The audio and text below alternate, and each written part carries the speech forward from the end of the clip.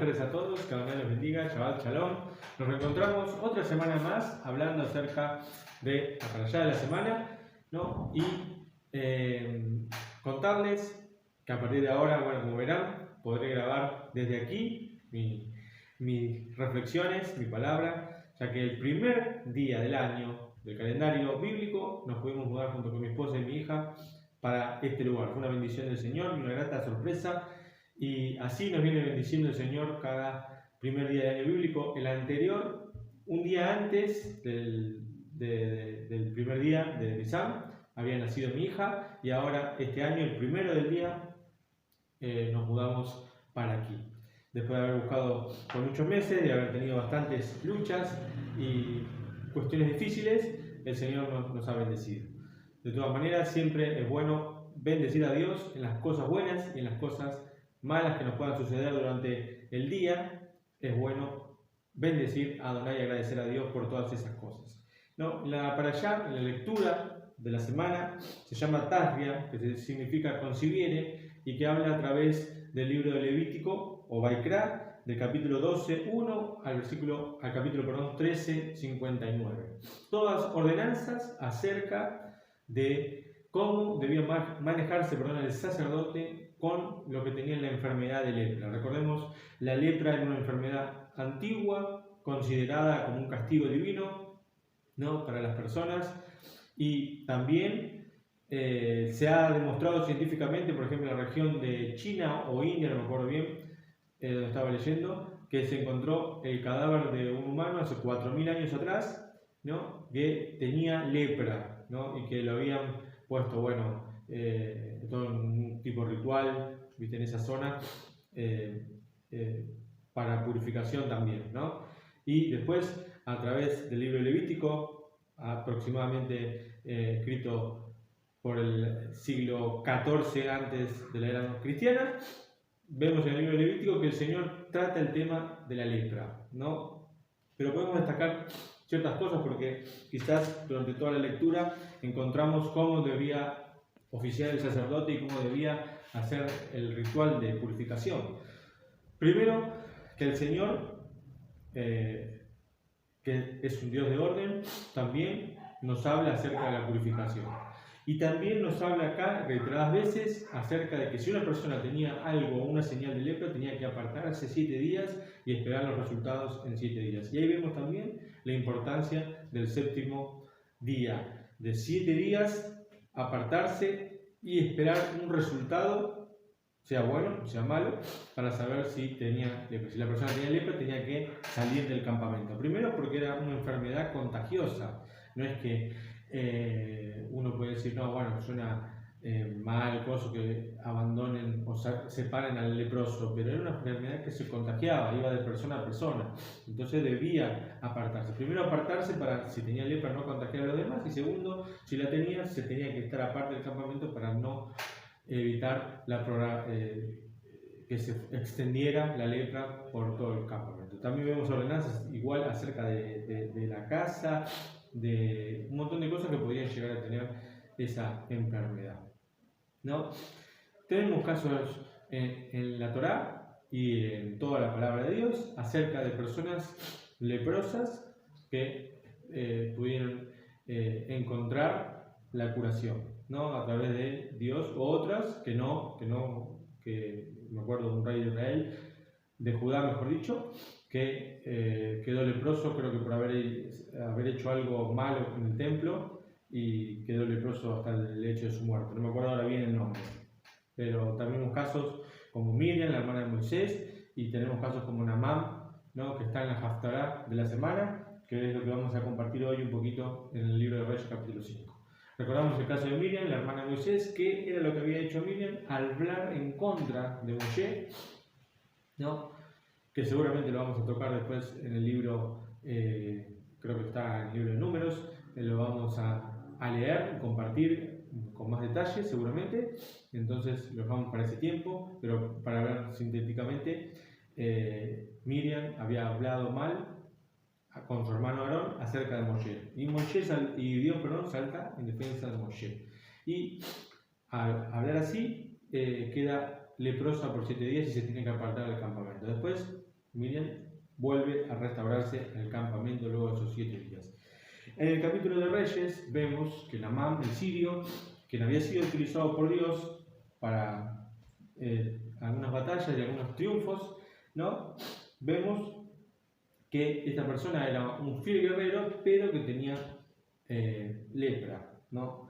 Entonces, cuando los sirios habían perpetrado a Israel, se había llevado secuestrada a una sirvienta, ¿no? Israelita, y ella fue la que le comentó que en Israel había un profeta, que era Eliseo, un hombre de Dios, que hacía sanaciones. Entonces, el rey de Siria manda al rey de Israel que curase a Naamán de su lepra, ¿no? Y entonces es ahí cuando, como lo vamos a leer ahora, dice, fue cuando leyó el rey de Israel la carta, que rasgó sus vestidos y dijo, ¿acaso Dios soy yo para matar o para hacer vivir, que éste me envíe pidiendo recuperar a un hombre de su lepra? Si no, solamente sepan, ruego, y observen que él busca pretexto contra mí.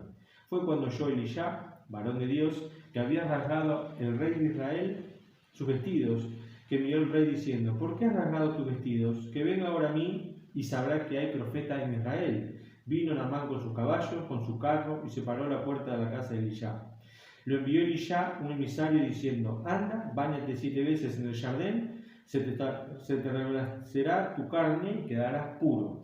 Y se enojó Naamán, se fue y dijo, he aquí, yo dije para mí, él saldrá, se parará, invocará el nombre del Señor y el suyo, alzará su mano hacia el lugar de la lepra y desaparecerá la lepra.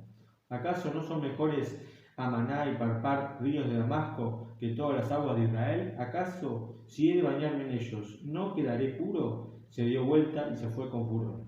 Pero se acercaron sus siervos, le hablaron y le dijeron, Padre mío, si una gran cosa el profeta te hubiera dicho, ¿acaso no lo habrías hecho? Entonces, aún así, se te ha dicho, báñate y quedará puro. Entonces descendió, se sumergió en el Jardín 7 veces, conforme a la palabra del varón de Dios, se restableció su carne como la carne de un niño pequeño y se purificó.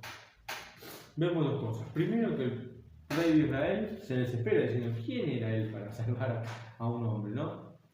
De su lepra?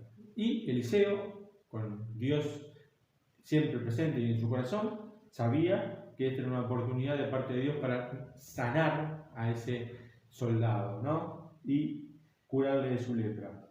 Pero puedo destacar unas cosas, ¿no? Que Naamán, que era no era israelita, no era ningún descendiente, ni nada por el estilo, que vemos que Dios toca el corazón de Naamán, ¿no?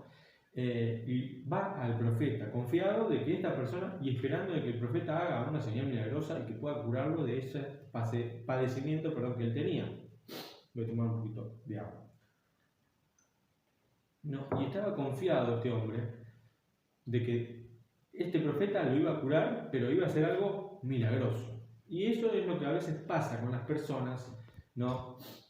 Que a veces les es más fácil hacer cosas que son muy difíciles para llevar. No, que tengo que ir arrodillado hasta no sé dónde, 100 cuadras para recibir un milagro de parte de Dios. No, que tengo que hacer tal cosa, tal otra, tal cosa. Voy a tal cosa que me pide, no sé, tirar sal, no sé, cosas complicadas, complejas. Y les parece, mejor dicho, a ellos, más fácil que quizás ir al Señor, encerrarse en el cuarto, orar y pedir la ayuda de Adonai. Les parece más fácil eso, ¿no?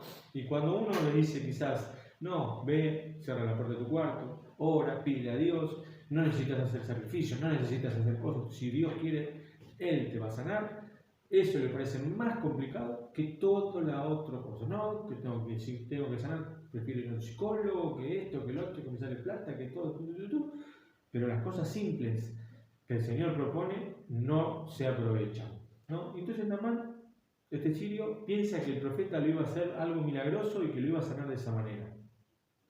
Y como el profeta tiene esta actitud, ¿no?, que tiene el pueblo de Israel, ¿no?, con los gentiles, que también me hace acordar a Yeshua en ciertas partes, cuando pone un punto y aparte entre los que eran del pueblo de Israel y los que no, como esa persona que le iba gritando y él iba siguiendo su camino, o como el siervo del centurión, al cual no entró en su casa, ¿no? Eliseo a una persona no judía le hace venir, pero no lo deja entrar en su casa. Sabemos que en el pueblo de Israel, y más en esa época, no estaba permitido que entrara un gentil a la casa de un israelita, ¿no? Entonces Eliseo le dice lo que tiene que hacer, pero él no va a estar presente. Es algo que tiene que arreglar Naamán con su Dios, con el Creador, con Adonai.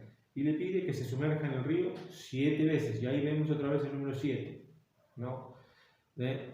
A aquellos que les gusta la simbología, los números y todo eso, vemos que es importante el 7, ¿no? Y entonces los siervos de Naamán muy astutamente le dicen: si te hubieran pedido cosas difíciles, ¿las hubieras hecho? Sí, como hace mucha gente. Mucha gente dice: no, para curarte tal cosa tenés que hacer esto, y la hacen, ¿no? Esperando tener sanidad y poniendo su confianza en otras cosas que quizás no son Adonai, ¿no?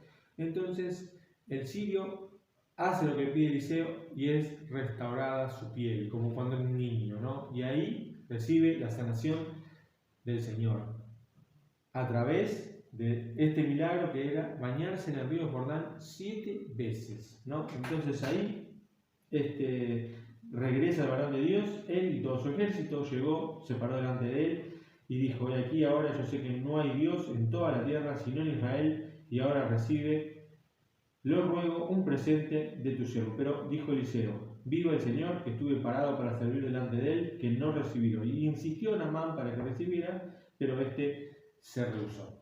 ¿Qué vemos acá? Naamán, el sirio, que no era del pueblo de Israel, bendiciendo y diciendo que no hay otro Dios fuera de Israel. ¿Dónde estaba Dios? En Israel. ¿De quién era Dios? De Israel, ¿no?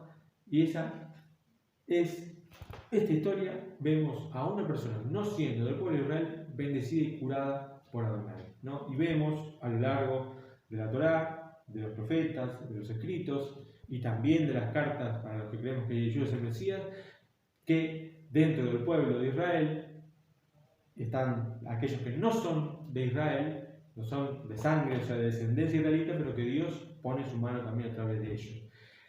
Nosotros, no siendo judíos o israelitas, no somos mayores que ellos, y tampoco es bueno mofarse de ese pueblo, porque es el pueblo de Dios. Cuando nosotros reconocemos a Adonai, debemos ser como Naamán el sirio y reconocer que es el pueblo es el Dios de Israel, el Dios de Israel, el Dios de Abraham, de Isaac, de Israel.